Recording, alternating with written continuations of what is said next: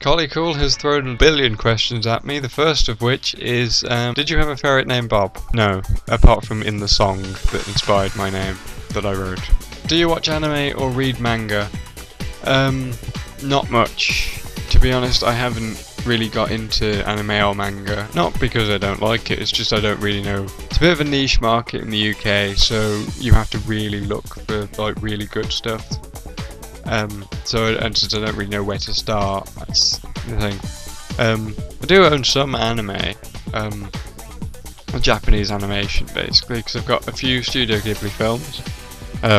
Try off the top of my head: Spirited Away, Castle in the Sky, Howl's Moving Castle, Princess Mononoke. I've got Akira as well, and I've got the box set of Neon Genesis Evangelion, and that's pretty much all the anime I have. I don't read any manga. Again, it's the same situation. Although I am considering the next time I go on a binge on book buying, I might wander over to the manga section and just pick out some random stuff that sounds half interesting. And also, any recommendations for any really good anime or manga that you've got, throw them at me. I'm open to suggestions. What is your favourite aspect of Okami? Music, gameplay, graphics, etc.? That's a tough question, because if I'm honest, the whole game is slowly becoming one of my favourites ever. It's such a unique game, like graphics wise it's incredibly unique, and gameplay wise, although it plays like a Zelda game, it plays like the Zelda games should be. You know, the Zelda games are getting a bit repetitive, whereas Okami's kind of thrown in like loads of random stuff that has made it unique. The main thing, and in fact I'm probably going to say this is probably my favourite aspect, would be the brush techniques themselves, because I've never encountered anything like that in the game before, and I quite like it. It's a very good aspect. And to be honest, when I first sort of heard of the game, I didn't even realise it had been released on the PS2, and as soon as I found that out, I was like, really? Because the whole brush technique thing seems like it was designed with the Wii in mind. I can't actually imagine how you draw with a PS2 controller. But yeah, I'd definitely say the brush techniques. I may be rubbish at them, but they are that's probably my favourite aspect of Okami. That's probably what has made the game such a unique experience. What genre of games do you enjoy? The majority of games I own tend to be either action-adventure games or platformers. I really love games like that. I do like the odd RPG, but I don't own many of them. I also like survival horror as well, because I'm slowly building up my survival horror collection at the moment. So yeah, action-adventure, platformers, those are the main things. What review site, magazines for games do you read for info? To be honest, I don't really read anything specific.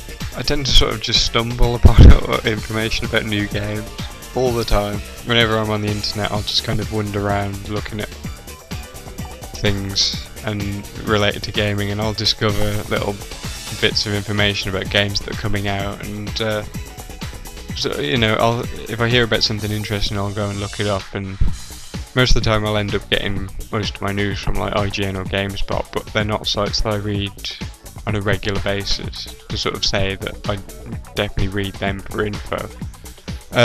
Magazines, I stopped buying magazines in about 2005, I think, possibly earlier than that.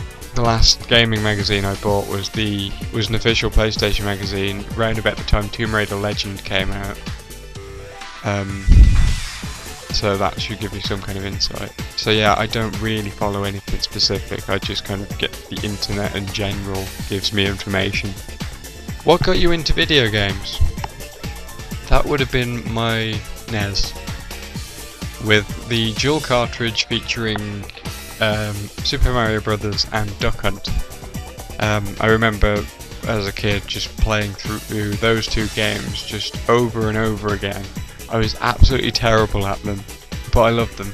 They were great, and it just went from there really. Can't remember exactly what led me to want an NES in the first place. But to be honest, I didn't become really into games until the PS1. You know, I owned a NES and a SNES, but I didn't really own many games for them. But the PS1 I just went nuts with. but everything that looked vaguely interesting, and yeah. But it's definitely the NES and Super Smash Brothers, Super Mario Brothers, and Duck Hunt. Were you addicted to Pokemon at any point in your life? The answer is yes, I was. Back in the day, I did own a Game Boy, and I can't remember if I had red or blue. And I also had yellow. I know I had yellow. Did I get gold and silver as well? Can't remember, but I loved them. I definitely loved the first game. That was absolutely awesome. Was actually addicted to it. I just spent ages and ages trying to level up my Pokemon and catch as many as possible, and yeah, it was awesome. I also loved the cartoon as well. That was pretty fun. It's incredibly cheesy looking back on it now, but you know, it's still worth watching, I reckon. I have the theme tune on my iPod as well, so you know. So yeah, I definitely was addicted to Pokemon at one point in my life. I had the trading cards and everything as well. I don't know where any of those are now. So the only sort of thing I own that's Pokemon related anymore would be Pokemon Diamond for the DS, and that's pretty much it. I don't know where everything else has gone. So but yeah, I was. Pear or apple shape? This is an odd question. Why are people asking me odd questions about food as well? Anyway. Pear-shaped? I'm going to combine the next two questions into one. If you were a bad guy, what would be your infamous speech before you attack? And if you were a good guy, what would be your stupid speech? I wouldn't have a speech if I was a good guy. I'd just be one of those good guys who quips all the time. You know, I can't think of anything off the top of my head. It's basically whenever you just make some kind of pun anytime you'd beat someone, like any of the henchmen. Let's say you throw someone in a freezer, you could tell him to chill out, that kind of thing. I'd be that kind of good guy, so I wouldn't have a speech. If I was a bad guy though, I would definitely be one of those over-the-top campy villains who just, you know, the entire speech is just filled with, I am going to rule the world and I will defeat you and I will take over everything, and you know, I'd be one of those guys. I don't know exactly what I'd say, as you could probably tell, but that would be kind of the general gist of it.